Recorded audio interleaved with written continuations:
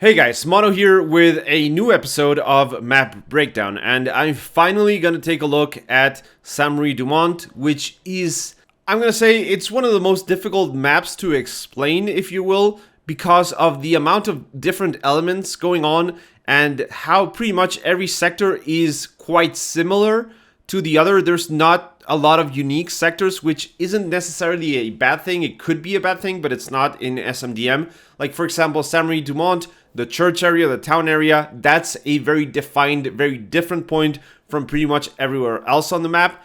But all the other sectors on the map, for example, AA Network, Dugout, Cattle Sheds, Rue de la Gare, Pierce Farm, they are all fairly similar because they all share the same combinations of some key elements. Those being roads, hedgerows, fields, buildings, and differences in elevation. So while in other maps, like for example SME, I can point to some key differences, like for example hospice, the church area, and checkpoint being completely different from each other, that's not really the case in SMDM. So let's start by taking a look at Dugout. Dugout is a point, like most of the points in SMDM, that is surrounded by key buildings in different areas around the strong point that control either roads or fields or accesses or elevation differences and so on. So what I mean is, for example, on Dugout you have some buildings on the west side, some on the southwest side as well, some on the southeastern,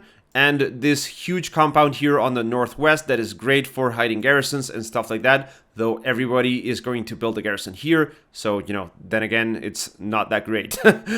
Now, for example, AA Network also has some key buildings that surround the point that are great for defending it. Some trench lines as well that provide some key defensive areas.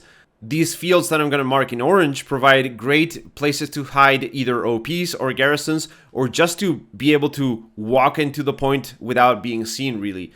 Same goes for Cattle Sheds, which also has some fields to the north and the east, similar to AA Network. So you can see these elements present all around the map in a variety of different sectors. In Hamlet, in the Pierce Farm area, pretty much everything has these elements of these houses around the strong points, controlling key corners or key roads, and defensive structures, basically, like buildings that you can hide on and you can use to assault the enemy into the point or defend if that's what you're doing.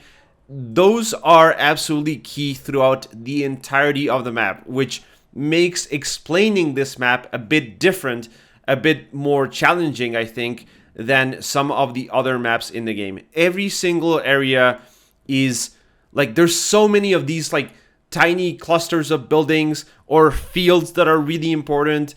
It's scattered throughout the entirety of the map, so you really have to use your map and think about these locations, as I keep marking them, as key areas to control, right?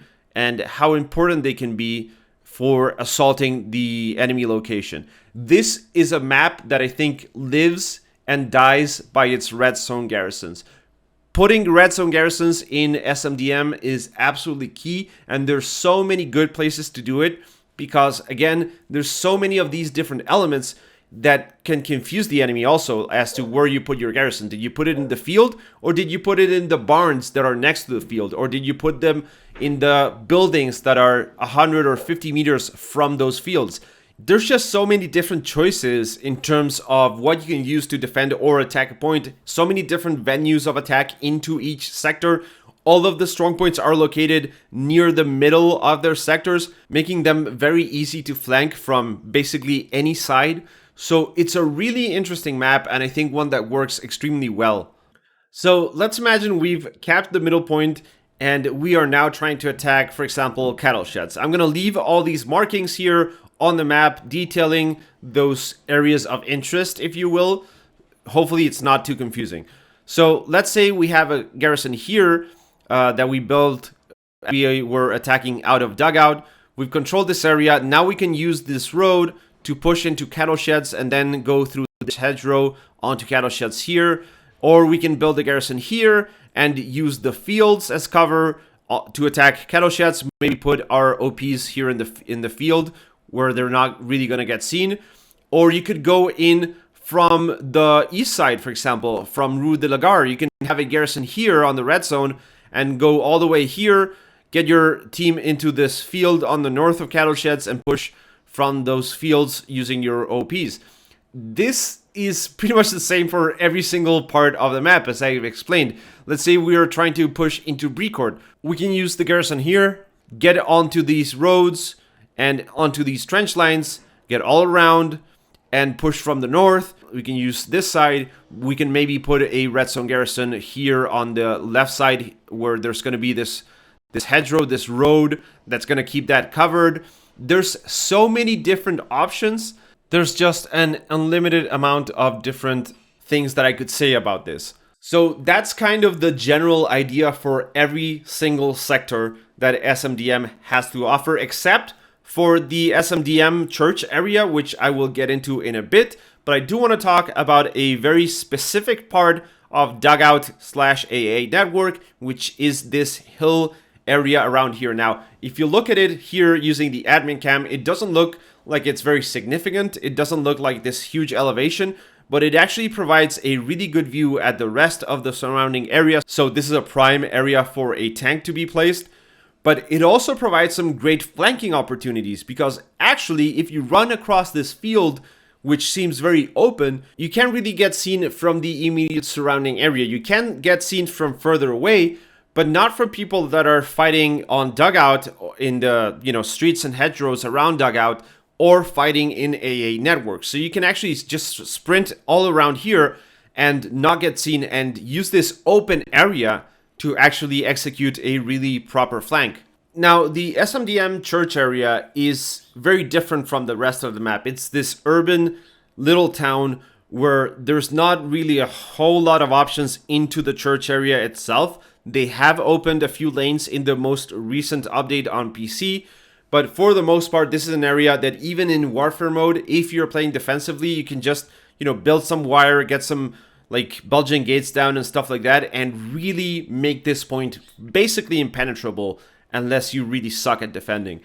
I think they are looking to add more interior of houses to this area. Like a lot of the houses are just blocked off. You can't really go into them, which wasn't really the case in the previous version of this map. For those of you that don't remember or didn't play the game back then, there was a different SMDM map which got replaced by this new one. This new one is better, but the church area in the previous map, I think, worked a bit better because it was a bit more open and there were a lot more choices into how you could go into the point. This one, it's much more locked down, and making it, that makes it just a much harder point to attack.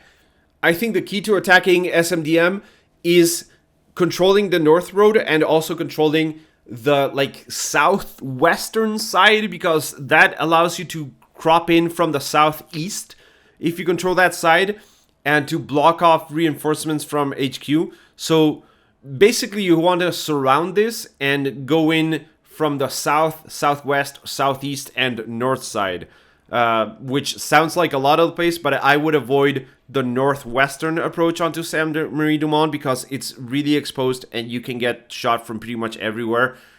And I think that's going to be pretty much it for this video. As I mentioned at the beginning, this is a very hard map to break down because it revolves around using a lot of the same concepts or ideas for each of its sectors, just organized in a different way.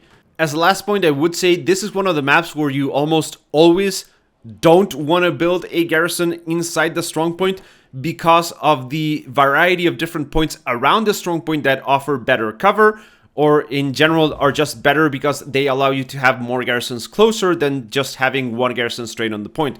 So for example, Hugo's Farm, if I build a garrison on this barn here, yes, that's a very defensive location, if you will, but I'm missing out on maybe building a garrison here, and another one here, and another one here, and another one here. And that's going to allow for a much better defense of the point itself than just having one garrison inside the strong point. Same goes for AA network. If I build a garrison here, then I won't be getting to build a garrison here, and here, and here, and here, right? So keep that stuff in mind when you're playing this map. This is a map where you want to build as many garrisons as possible and control as much terrain as possible. So let's say you got a network and your next point is going to be Rue de la Gare. Then we want to go into Rue de la Gare from multiple locations by building some red zone garrisons. Let's build a red zone there, and get some different angles of attack going into Rue, because that's what's going to enable you to actually defeat the enemy. If you just go in, on one route, you're not really using what the map is all about, basically, to your advantage, because this is such a good map to find those flanking routes and find those alternatives and getting behind the enemy, given the position of the strong points on the map and given how sectors are organized and how many different elements there are on the map. Alright guys, that's going to be it for today. Hopefully you guys enjoyed this video. If you did, then give it a like. Leave a comment down below in terms of some strategies that I might have missed or important points, if you will. And as always, thank you for watching, and I hope I will catch you in the next one.